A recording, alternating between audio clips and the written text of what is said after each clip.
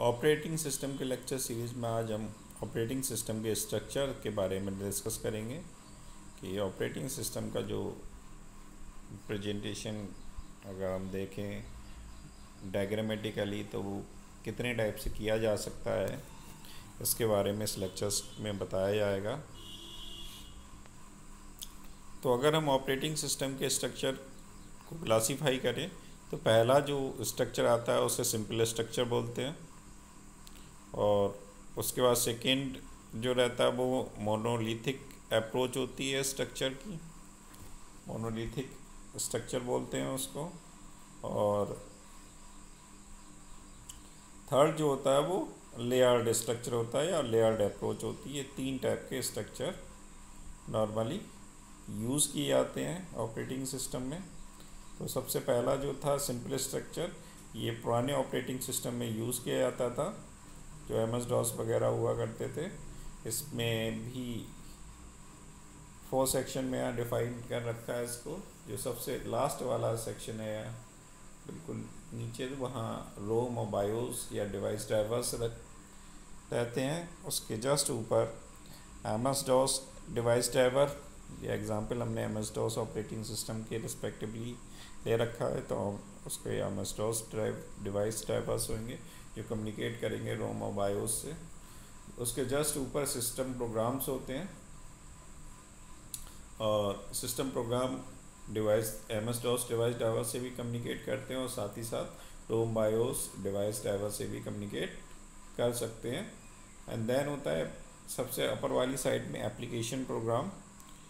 ये system program से भी कम्युनिकेट कर सकता है और डायरेक्टली रोम बायोस डिवाइस ड्राइवर से भी कम्युनिकेट कर सकता है। तो ये सिंपल स्ट्रक्चर था।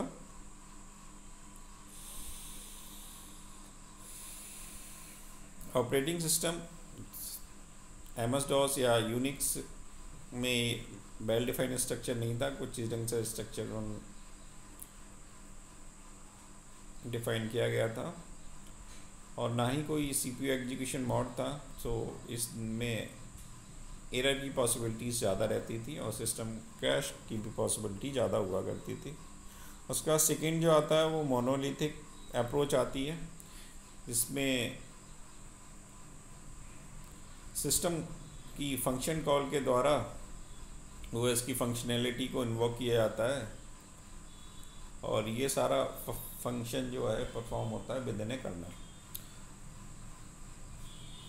Functionality of OS is invoke with a simple function call within the kernel. Kernel के बीच में ही हम लोग क्या करते हैं, फंक्शन कॉल को परफॉर्म करते हैं। और दूसरी कंडीशन ये है इसमें कि डिवाइस ड्राइवर आप जो भी कर्नल रन कर रहा है उसमें भी लोड कर सकते हो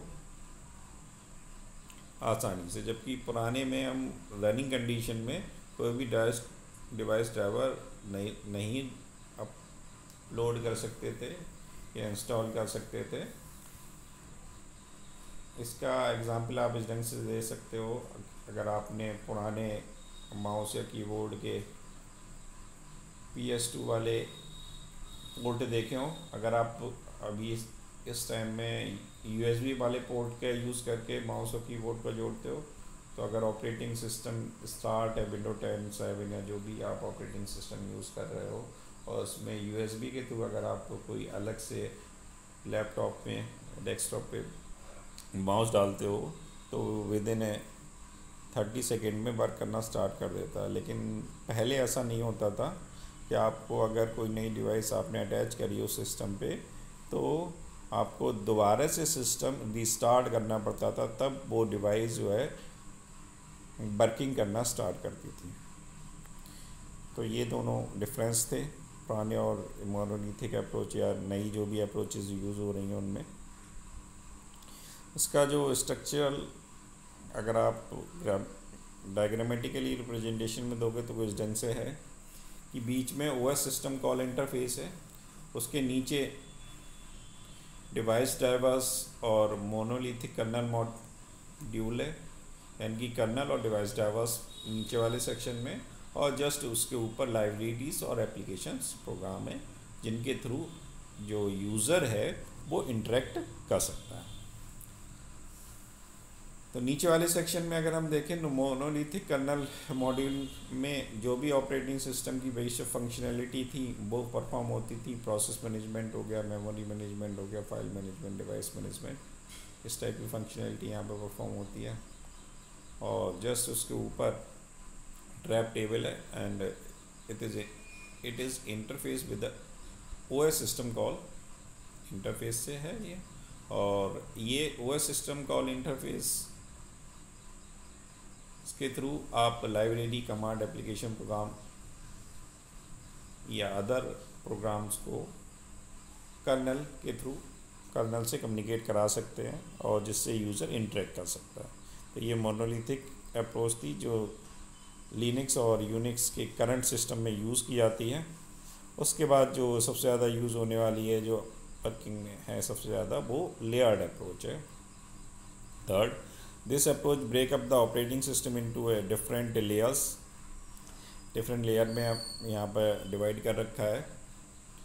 तो इनर वर्किंग होती है और मॉड्यूलरिटी को ये इंक्रीज़ करती है, जिसमें आप एक्सटर्नल इंटरफेस रूटीन को अटैच कर सकते हैं और डेवलपर बहुत ज़्यादा फ्रीडम मिली हुई है कि इनर वर्किंग और रूटीन्स को चेंज करने की आसानी से आप चेंजेस इसमें कर सकते हैं। And layered approach, bottom layer जो होती है सबसे नीचे हार्डवेयर होता है और जब से ऊपर जो होता है वो यूज़र इंटरफेस होता है। इसके एडवांटेज ये है कि आसानी से इसको कंस्ट्रक्ट किया जा सकता है और डिबगिंग यानी कि टेस्टिंग आप कर सकते हो। डिफ़िकल्टीज़ में थोड़ा सा लेयर की जो फंक्शनैलिटी है उसको डिफ़ाइन करने में थोड़ी दिक्कत रहती है और डिसएडवांटेज ये लेस एफिशिएंट है, थोड़ा इम्प्लीमेंटेशन में इश्यूज़ रहते हैं। बाकी overall it is a good approach. और अगर इसका हम रिप्रेजेंटेशन देखें तो कुछ इस ढंग से प्रेजेंटेशन होता है कि इसमें दो सेक्शन यहाँ दिखाई दे रखे हैं, एक यूज़र, एक सुपरवाइज़र। सुपरवाइज़र वाला जो सेक्शन है दैट इज़ द हार्डवेयर और यूज़र वाला जो सेक्शन है दैट इज़ द सॉफ्टवेयर वाला पार्ट है। और हार्डवेयर वाले पार्ट में जो सबसे नीचे का सेक्शन डिफाइन कर रखा है उसमें प्रोसेसर, मेन मेमोरी, डिवाइस कर रखी है। जस्ट उसके ऊपर कर्नल्स डिफाइन कर रखे हैं, हार्डवेयर एब्स्ट्रैक्शन लेयर है और इनपुट आउटपुट सिस्टम्स हैं। तो ये दो सेक्शन सुपरवाइज़र वाले लेयर में होते हैं और उससे ऊपर जो है यूज़र वाले सेक्शन में लाइब्रेरीज हैं, सब सिस्टम है, प्रोसेस है, प्रोग्राम्स हैं, उसके थ्रू यूज़र अपनी फंक्शनलिटी परफॉर्म करता है। तो ये अप्रोच जो है वो लेयर्ड अप्रोच है। तो आज के लेक्चर में ये तीन अप्रोच ही हमें डिस्कस करनी थी। पहली हमारी हो गई सिंपल स्ट्रक्चर, दूसरा हो गया मोनोलिथिक स्ट्रक्चर और तीसरा हो गया लेयर्ड स्ट्रक्चर। आप तीनों को स्टडी कर लें आसानी से और उसके नोट्स भी बना लें।